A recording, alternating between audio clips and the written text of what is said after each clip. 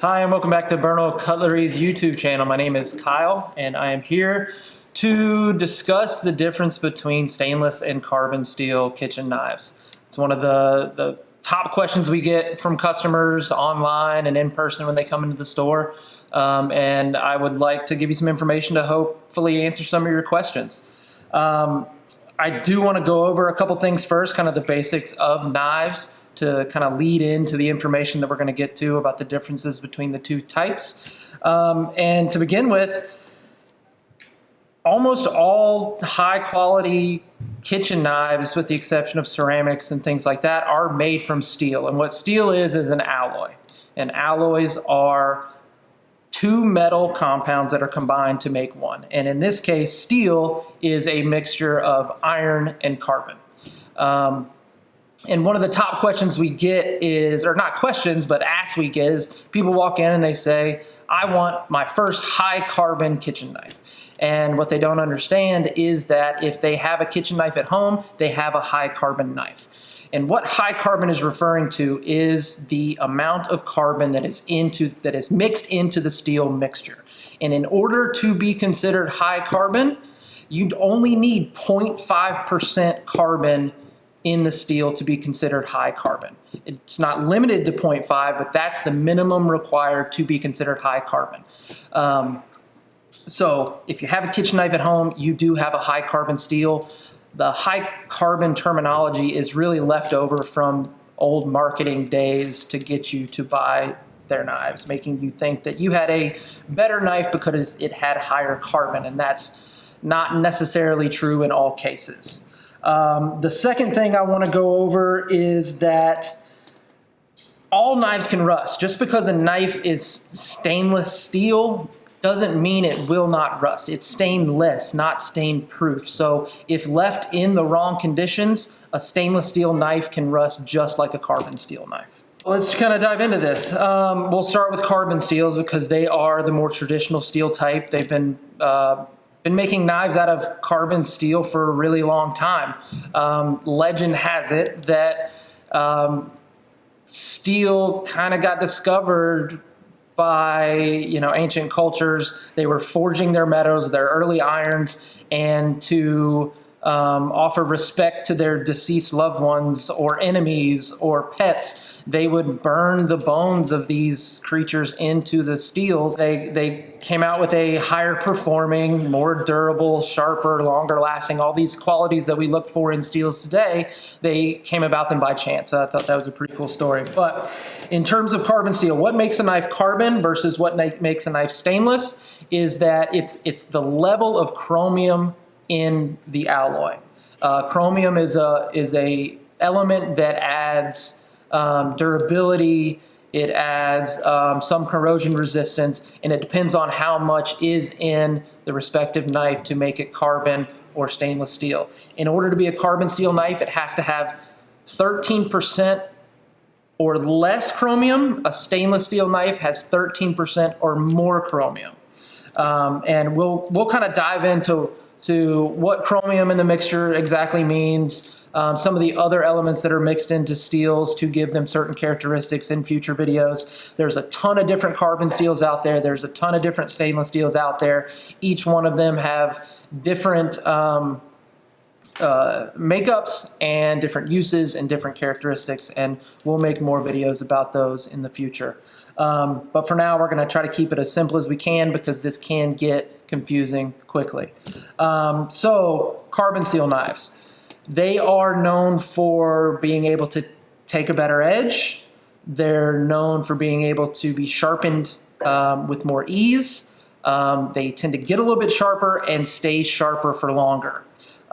They're also known for their lack of corrosion resistance. So what that means is that if they are left wet for a long period of time, they can start to rust. And I don't mean wet in the nature of the use. If you're using it on a moist food, that's fine. But what you don't want to do is leave it in the bottom of a wet sink, soaking in a dish. Any long-term exposure to moisture will lead to rust.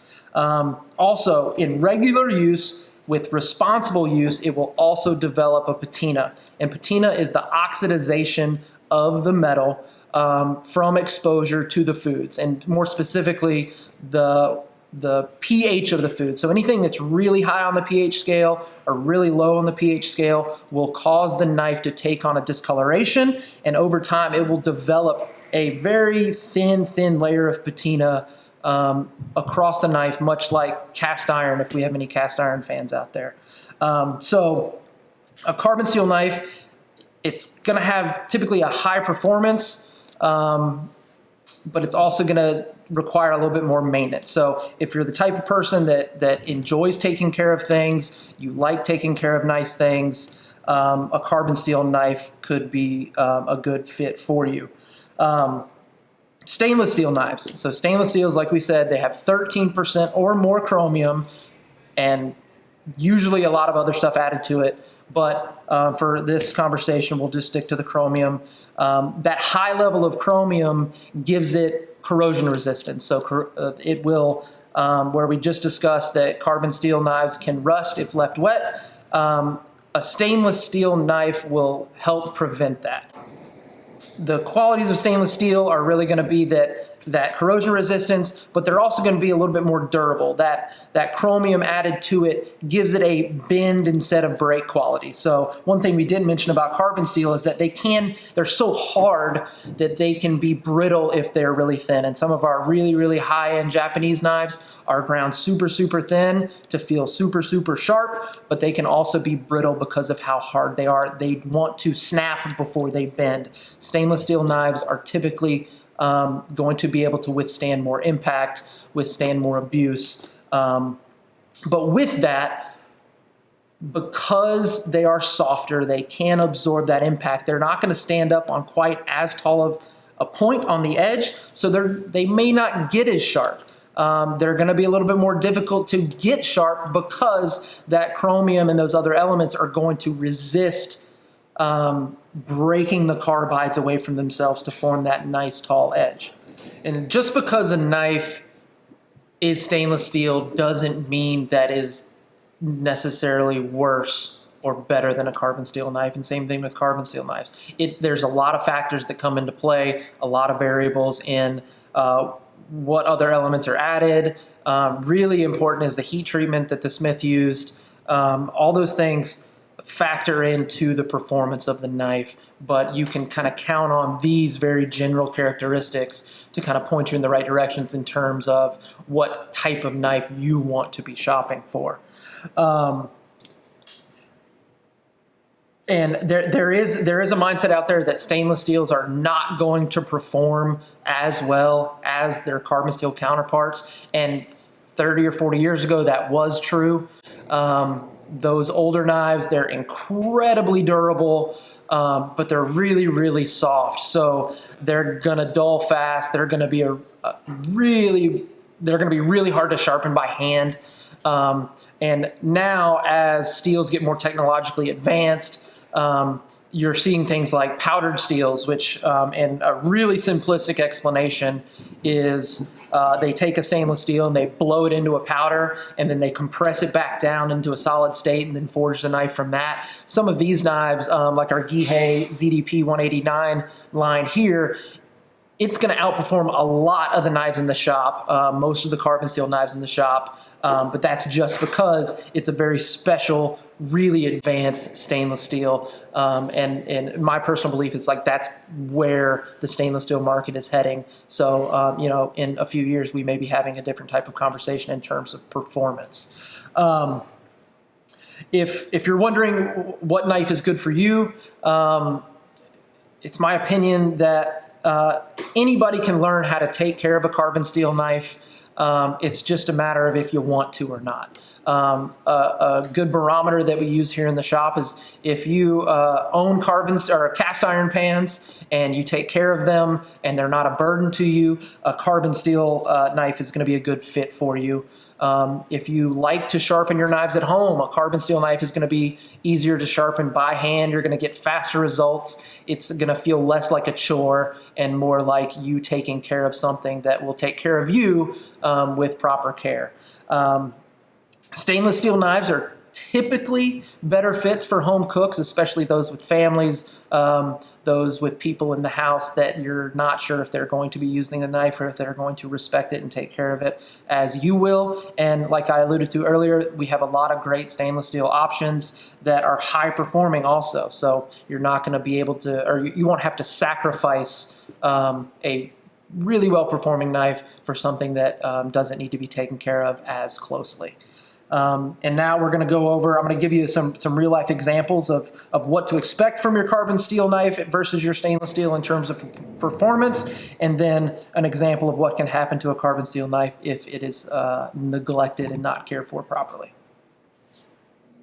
Okay, so here are two examples, or I guess one example of a stainless steel knife and one example of a carbon steel knife, and we'll get to this guy in a minute. Both of these knives have been used fairly regularly for about a year. They were used in our poultry breaking classes. Both of these knives are Honosuke Kaku knives, so they are used for poultry breaking. And if you break down any whole chickens or rabbits, small turkeys, quail, things like that, you're going to want to get one of these knives, but we'll talk about that later. What we're going to show you today is that both of these knives are very well used, and they're also very well taken care of, and this is what you can expect from a stainless steel knife versus a carbon knife. With this Tojiro here, it's made out of a VG10 stainless steel, and it's still pretty shiny. You can tell that it's used. It has some slight scratches, probably from some cartilage or bone, and that is to be expected. But for all intents and purposes, this knife still looks pretty new. You're not going to see any kind of discoloration, any kind of patterning, and that's a pretty good indication that this is a stainless steel knife and it is been taken care of. This is a Kaku from Sakai Kikamori. It is from their Nihonko line. It's made out of an SK tool steel, so that is a carbon steel. It's got a couple of imperfections in it, but this knife is very well cared for. But if you can see, the difference is that you have some spotting and patterning along the blade there. We'll flip it over, see what it looks like on the back.